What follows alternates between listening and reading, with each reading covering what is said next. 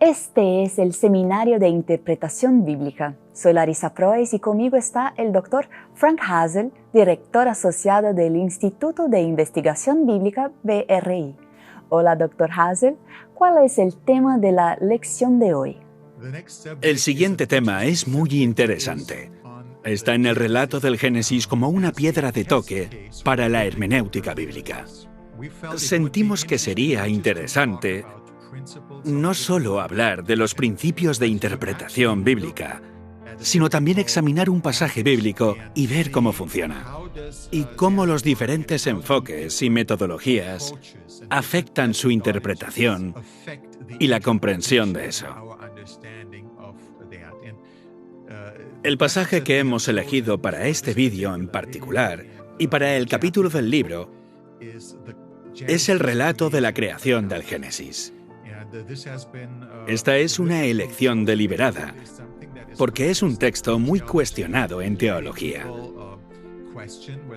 Muchas personas se preguntan si tiene una confiabilidad histórica o si este texto solo nos habla de la teología de los escritores bíblicos. Veremos en este vídeo y en el capítulo del libro con mayor detalle cómo diferentes enfoques y métodos hermenéuticos conducen realmente a una comprensión muy diferente de la creación para nosotros hoy. Así que creo que este vídeo será muy esclarecedor para muchos, porque realmente verán cómo diferentes enfoques llegan a conclusiones muy distintas y cuáles son las implicaciones de eso.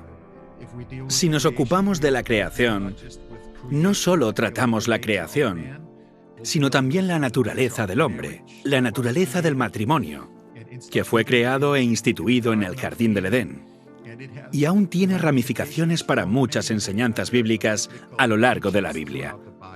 Entonces, este comienzo realmente prepara el escenario para todo lo demás en la Biblia, y por eso me alegro de que tengamos un caso de prueba práctico, un caso de prueba bíblico. ¿Y quién será el orador de hoy? Quien nos presenta esto es el Dr. Michael Hazel, que es profesor de la Universidad Adventista del Sur. Es un arqueólogo capacitado y estudioso del Antiguo Testamento. Enseña hebreo y ha enseñado el libro del Génesis durante muchos años.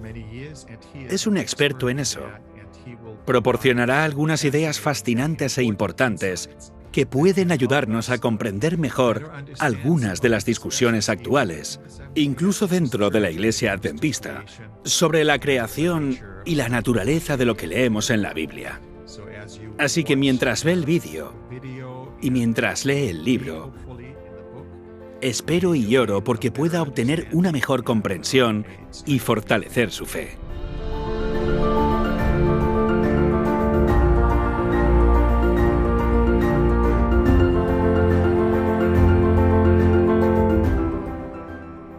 Se une a nosotros el Dr. Michael Hazel para hablar del relato del Génesis como caso de prueba para la hermenéutica bíblica. Dr. Hazel, ¿cómo afecta el relato de la creación a la naturaleza y el propósito de la humanidad? El propósito de la humanidad también se indica aquí. De hecho, las primeras palabras que Dios le dice a la humanidad es que fructifique, que se multiplique y llene la tierra, lo cual es una instrucción muy interesante. Da la misma instrucción a los animales, pero también da esa instrucción a la humanidad. Los bendice y luego le dice que sean fructíferos y se multipliquen. Esto es extremadamente importante cuando nos damos cuenta de que el fundamento del pacto matrimonial entre un hombre y una mujer se encuentra la narrativa de la creación. Es una institución de la creación como lo es el sábado, y esto es algo que Dios usa para perpetuar su promesa a lo largo de la Escritura. Quiero que pienses en esto por un momento porque después de la caída, la humanidad no está maldita. El suelo está maldito, la serpiente está maldita, pero la humanidad no está maldita. Por supuesto, hay consecuencias debido a lo que sucede en la caída, pero la instrucción de ser fructífero y multiplicarse continúa en Génesis 5. Perdón, en Génesis capítulo 11. Continúa después del diluvio, y lo importante es que a través de esta unión divinamente instituida entre esposo y esposa, que se promete el futuro de la humanidad y la promesa del Mesías está realmente asegurada. Así que hoy en nuestra sociedad estamos viendo grandes redefiniciones del matrimonio y grandes redefiniciones de lo que significa ser un hombre y una mujer, lo que es esta unión biológica y lo que estamos viendo en realidad es una deconstrucción de gran parte del orden de la creación, de lo que Dios estableció allí en el principio. Este orden de la creación se restablece muy claramente en los 10 mandamientos. En el quinto mandamiento, honra a tu padre y a tu madre. No puedo hacer eso si no son un padre y una madre. El mandamiento de no cometer adulterio, el mandamiento de no codiciar la esposa de tu prójimo, etcétera. Entonces existe este elemento intrínseco que se encuentra mucho en la escritura y ese elemento intrínseco de la humanidad se basa fundamentalmente en los padres y en la importancia de la paternidad y en ese concepto de proporcionar formación continua a un niño e integrarlo en la sociedad. Y también los beneficios que la sociedad recibe de un fundamento sólido del hogar es tan intrínseco a la escritura que está imbricado en toda la historia que encontramos por toda la Biblia. Así que es algo que descubrimos que fue instituido en la creación con un propósito. Y entonces es a través de ese propósito que Dios puede establecer su promesa para un Mesías futuro, para la venida de Jesucristo. Si no hubiera habido esas uniones de aquellos individuos que componen la herencia genealógica de Jesús que encontramos en Lucas y Mateo, no habría existido un Jesucristo, no habría ningún Mesías que viniera a este mundo. Dios, por supuesto, podría haberlo hecho y lo hizo milagrosamente, por supuesto, pero había algo que estaba muy presente en esa historia, al esperar con anhelo el cumplimiento anunciado. Así que este elemento de la creación también es extremadamente importante. ¿Qué tiene que ver la creación con nuestra concepción del carácter de Dios? En la creación podemos ver el carácter de Dios revelado por primera vez. Una de las cosas que revela el capítulo 1 de Génesis es el orden de la creación y que Dios es un Dios de orden. En otras palabras, Él crea un ecosistema para la vida, comenzando con la luz y el primer día de la creación, separando la tierra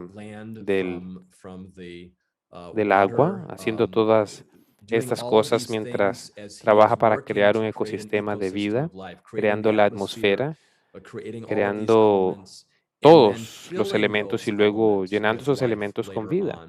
Así que Dios, como vemos en Génesis capítulo 1, es un Dios que tiene una forma muy sistemática en la que ha planeado cómo crear y cómo conseguir este orden. Esto es muy diferente a los antiguos mitos paganos de la creación que existen, en los que la creación tiene lugar a partir del caos y de hecho tiene lugar debido a la muerte de un dios y la mezcla de la sangre y del cuerpo de ese dios con arcilla para crear la humanidad no es algo muy planeado, simplemente sucede. Es muy diferente la manera majestuosa en la que se describe la creación en el libro de Génesis capítulo 1. Por tanto, vemos un Dios de orden. En segundo lugar, vemos a un Dios que se preocupa por su creación, como acabamos de describir al crear a Adán y a Eva. Dios busca tener una relación con su creación y también lo busca posteriormente. Cuando Adán y Eva pecan, es Dios quien inicia esta comunicación nuevamente al hacer esta pregunta sin juzgar. Él pregunta, ¿dónde estás? Él sabía dónde estaban, pero los estaba buscando y atrayéndolos hacia Él. Y lo hace una y otra vez cuando analizamos su relación de alianza. Siempre es algo que Dios inicia, siempre es algo que Dios provoca a lo que respondemos en reciprocidad. Entonces, ¿qué pasaría si Dios no creara de la manera que describe la Biblia? ¿Qué habría pasado de haber creado utilizando el proceso de millones de años y usando el tiempo de evolución y el concepto de evolución de la supervivencia del más apto. ¿Qué nos estaría diciendo eso acerca del carácter de Dios? Creo, en primer lugar, Dios habría ordenado millones y millones de años en los que habría tenido lugar un holocausto tras otro de criaturas que se habrían destruido una y otra vez para conseguir la supervivencia de los más aptos a medida que intentaban llegar a la cima de forma innata o como fuera ese proceso. Y ese no es el Dios que vemos en las Escrituras en absoluto. Ese no es el Dios que vemos en Génesis capítulo 1 y 2 en absoluto. Dios es un Dios de orden y crea un mundo perfecto que luego cae en la tentación y cae en el pecado. Dios crea perfección. Dios no crea imperfección. Ese es un problema importante. El otro tema importante con respecto al carácter de Dios es que Dios también está representado. Jesús está representado en el Nuevo Testamento como el Dios que puede hablar y la gente es sanada. Puede hablar y algo ocurre. El centurión se le acerca y le dice en Capernaum, solamente di la palabra porque soy un centurión, sé que doy órdenes, puedo decir la palabra, simplemente dices la palabra, sé que mi siervo será sanado, dijo él. Y Jesús se maravilla de su fe porque esa fe es mucho más grande que cualquier cosa que ha visto. Y Jesús dice, tu siervo sanará. Y en ese mismo momento aquel siervo fue sanado. Entonces la capacidad del Salvador para hablar se refleja en la creación porque es el mismo creador que dijo y así fue. Dijo y así fue. Quiero decir, no podemos comprender eso. Obviamente, en la mente de Dios, ese plan de lo que Él iba a decir y cómo todo iba a suceder y a ocurrir instantáneamente. Y sí, se llevó a cabo. Pero ese mismo poder que se manifiesta en Jesucristo en el Nuevo Testamento estaría provisto de poder si Él no hubiese podido y no lo hubiese hecho al principio. Entonces, estas cosas están intrínsecamente relacionadas entre sí. Sin embargo, hay otro problema, porque la Biblia nos dice específicamente que Dios creó de esta manera en los capítulos 1 y 2 de Génesis. En el cuarto mandamiento se nos dice que recordemos el día de reposo, porque en 6 días hizo Jehová los cielos y la tierra, el mar y todas las cosas que hay en ellos. Si Dios afirma que creó en 6 días al principio, al escribirlo con su propia mano en los 10 mandamientos, pero en realidad no lo hizo, ¿qué diría eso sobre el carácter de Dios? ¿Está siendo Él veraz? ¿Está mintiendo? ¿Por qué entonces Génesis 1 y 2 nos da una sola imagen? Y si esa imagen se refleja en toda la escritura, cada escritor bíblico se remite a la creación y afirma la actividad creativa de Dios. ¿Por qué se da esto si Dios no creó de esta manera? ¿Qué nos diría eso acerca de la Biblia? ¿Qué nos diría eso sobre el carácter de Jesús, quien afirma que la creación fue hecha de esa manera? Y por supuesto Jesús en ese famoso pasaje de Mateo capítulo 19, creo, dice específicamente que los hombres y las mujeres fueron creados y lo que Dios ha hecho no permite que ningún hombre los separe. Entonces Jesús afirma que la creación de la humanidad fue como lo describe Génesis. Tendríamos que cuestionar mucho del carácter de Dios, el carácter de Jesús. ¿Creía en un cuento de hadas o en un mito de decir estas cosas? Estas son grandes preguntas que realmente inciden en el carácter de Dios. Si aceptamos miles de millones de años de evolución, ¿qué ocurriría con el concepto de pecado, muerte y redención? La Biblia se nos da dentro de una cierta estructura y marco. Comienza con la creación en Génesis capítulo 3.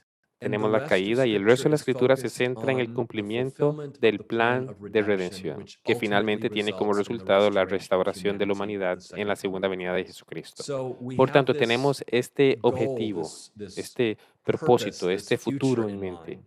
Pero existen varias disertaciones importantes escritas recientemente en Alemania y también aquí en los Estados Unidos que han cuestionado esto porque han dicho ¿Qué pasa si no es así como sucedieron las cosas? ¿Qué sucede con todo el plan de redención si la creación no ocurrió como se dice y si la caída no fue realmente como la describe la Biblia? Así que miremos eso por un momento, porque este es un tema muy importante. En Romanos, Pablo dice, porque la paga del pecado es muerte. Así pues, la paga del pecado es muerte, ya lo sabemos, y eso es exactamente lo que Dios le dijo a Adán en Génesis capítulo 2, antes de la caída, le advirtió de lo que sucedería si comería del árbol del conocimiento del bien y el mal. Sabemos que sucedió después, conocemos la maldición que Dios pronunció y que esto de hecho sucedió y conocemos la realidad de lo que ha sucedido desde entonces, que todos morimos y Dios no viene a rescatarnos antes. Entonces, esta es una realidad a la que nos enfrentamos en la vida. La Biblia es la única que nos ofrece una perspectiva de la relación de cuál era el plan de Dios y la caída, el único ejemplo de lo que ocurre con la muerte y de dónde vino la muerte. Sin Génesis realmente no sabríamos de dónde vino la muerte y con todas las demás religiones simplemente asumiríamos que este era un patrón cíclico que siempre había existido y siempre existirá. Los egipcios creen que la creación salió de la muerte. En realidad, de la muerte fue el primer Dios que creó todas las cosas. El hinduismo, con su visión cíclica, también ve la muerte y la vida como un continuo que siempre ha existido y siempre existirá. Por tanto, solo la Biblia nos da la visión de que la muerte no siempre fue parte de la creación de Dios y que no será parte de la creación de Dios en el futuro. Entonces, esta es la pregunta. ¿Qué pasa si tenemos millones de años de muerte antes de la entrada del pecado? En otras palabras, si los seres humanos fueron el final de ese proceso de evolución humano de 600,000 años, de la evolución humana, y Adán y Eva de alguna manera proceden de este grupo de unos 10,000 seres humanos. En ese momento hay alguna especie de Adán y una Eva en algún lugar. ¿Qué hacemos con esos millones y millones de años de muerte previos a la existencia de la humanidad, antes de que hubiera una pareja que pudiera pecar? E incluso, por supuesto, se pone en tela de juicio a la pareja. Como señalamos en el capítulo, muchos teólogos de hoy no creen que Adán y Eva fueron seres literales, fueron una especie de representantes, por así decirlo, de la humanidad, porque si aceptamos una cosmovisión evolutiva, el mundo no comenzó con dos seres humanos, comenzó con muchas criaturas que finalmente acabaron con un acervo genético o un acervo de individuos que eran seres humanos, tal vez unos 10,000 más o menos. Tenemos todas las citas aquí, en este libro que puedes leer. Entonces, ¿qué pasa con esos millones de años de muerte? Bueno, atentan contra el propio evangelio. Si hubo millones de años de muerte antes del pecado, entonces la paga del pecado ya no puede ser la muerte. Y la paga del pecado ya no es la muerte. Entonces, ¿cuál sería el propósito de enviar a Cristo a esta tierra? ¿Cuál sería el propósito de su muerte en la cruz? ¿Cuál sería de su muerte sustitutiva en la cruz para pagar el precio legal por nuestros pecados si la muerte no fuera la consecuencia del pecado? Así que este es un tema importante que atenta contra el propio cristianismo. No es un tema periférico en el que solo estamos tratando con unos 2 capítulos de la Biblia al principio y diciendo, bueno, podemos entender esto de una manera diferente, de una manera matizada, como una metáfora o como algo más. No, no, no. La totalidad del plan de redención se basa en lo que sucedió al principio. Si la creación no sucedió al principio, tal como la describe la Biblia, entonces el plan de redención no habría sido necesario y no hay razón para que Jesucristo o el plan de redención se haya puesto en marcha. También podríamos negar la totalidad del cristianismo porque todo se basa en los 2 primeros capítulos de la Biblia. Es interesante que James Barr, uno de los principales profesores de la Universidad de Oxford, profesor regio de hebreo, en uno de sus libros reprende a los eruditos evangélicos por su incoherencia. Él dice, ¿cómo puedes creer en la infalibilidad de la Escritura y al mismo tiempo tratar de describir lo que sucedió al principio en Génesis como algo diferente a lo que sucedió? Cualquier erudito hebreo que entienda lo que sucedió en Génesis al principio entiende que el escritor tenía la intención de comunicar que la creación ocurrió en 7 días consecutivos, literalmente consecutivos, que estos son periodos de 24 horas y que el diluvio mundial fue un evento global. Si niegas esto, dice él, básicamente estás eliminando una gran parte de la escritura, y esto no es consecuente de una visión conservadora o basada en la Biblia de la escritura que toma estas cosas en serio. ¿Qué relación existe entre la creación y la segunda venida? En la teología, a veces usamos términos muy técnicos y podríamos decir que la protología, lo que ocurre al principio, y la escatología, lo que ocurre al final, están íntimamente ligadas entre sí. No puedes tener una sin la otra. Y vemos esto en la historia de la iglesia cristiana. También vemos esto como una consecuencia de lo que sucede así si renunciamos a los 2 primeros capítulos de Génesis como relatos literales de lo que Dios realmente hizo al principio. Tenemos un pasaje maravilloso, Isaías 65, 17, que dice: "He aquí que yo crearé nuevos cielos y nueva tierra". Y vemos esta promesa como una promesa que continúa a lo largo de la Escritura. Hay algo que se anhela, hay algo que se espera con anhelo mientras Dios lleva a cabo su plan de redención.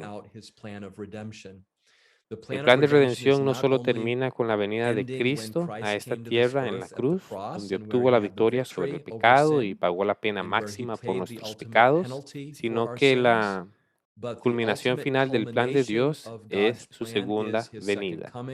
Y Jesús dijo: "Voy pues a preparar lugar para vosotros, y si me voy y os preparo lugar, vendré otra vez y os tomaré a mí mismo, para que donde yo esté, vosotros también estéis". Esta esperanza en la salvación que Jesús nos ofrece en en el nuevo cielo y la nueva tierra es maravillosa, maravillosa esperanza. Quiero también mencionar un pasaje en Apocalipsis 21 que leemos a menudo en los funerales y que leemos a menudo en los momentos en los que estamos tristes, cuando la muerte se acerca. Dice: "Enjugará Dios toda lágrima de los ojos de ellos, y ya no habrá más muerte, ni habrá más llanto, ni clamor, ni dolor, porque las primeras cosas ya pasaron". El que estaba sentado en el trono dijo: "Yo hago nueva todas las cosas". Me dijo: "Escribe, porque estas palabras son fieles y verdaderas". Ahora, la pregunta es, si Dios no creó en el principio, como la Biblia describe que Él creó en el principio, ¿cómo sucederá entonces al final? Dios dijo al principio y así fue. Y en la Biblia leemos que cuando Jesús regrese, todos seremos transformados en un abrir y cerrar de ojos. Ese es un evento muy rápido que sucederá cuando Jesús regrese. Seremos transformados y la mortalidad se vestirá de inmortalidad. Entonces, ¿cómo puede suceder eso si en el principio no sucedió? Si Dios empleó 600 millones de años o 600,000 años o miles de millones de años para crear lo que hizo aquí en esta tierra, ¿tardará tanto tiempo para hacerlo la segunda vez? ¿O podrá hacerlo instantáneamente? Es muy interesante que las mismas denominaciones que han aceptado la visión modificada de la creación en el principio, ya sea creación progresiva, evolución teísta o evolución total, muchos de esos grupos de cristianos también han renunciado a su creencia literal en un segundo advenimiento. De hecho, cuando miras incluso a las iglesias protestantes de hoy y cuando ves los movimientos que están teniendo lugar hoy a nivel mundial a medida que el protestantismo y el catolicismo se están uniendo nuevamente, podemos ver que lo que la gente está mirando, las cosas con las que están comprometida y lo que están esperando y en los que están enfocados cada vez más es en la justicia social y en lo que esperan lograr aquí en esta tierra, porque en esta tierra quieren establecer un nuevo reino, el reino de Cristo.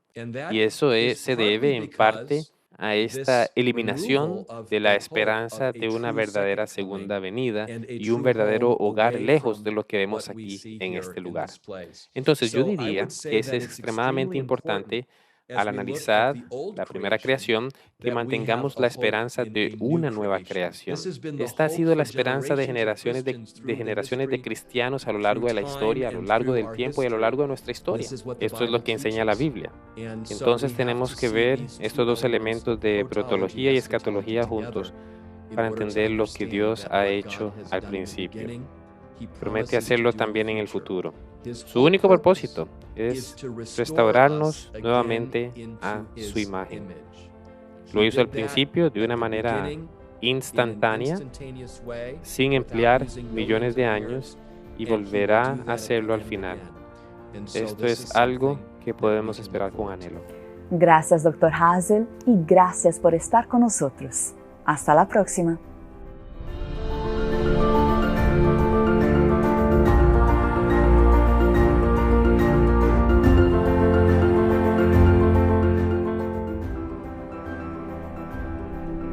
Para una comprensión más profunda de este tema, visite adventistbiblicalresearch.org y compre el libro Biblical Hermeneutics and Adventist Approach.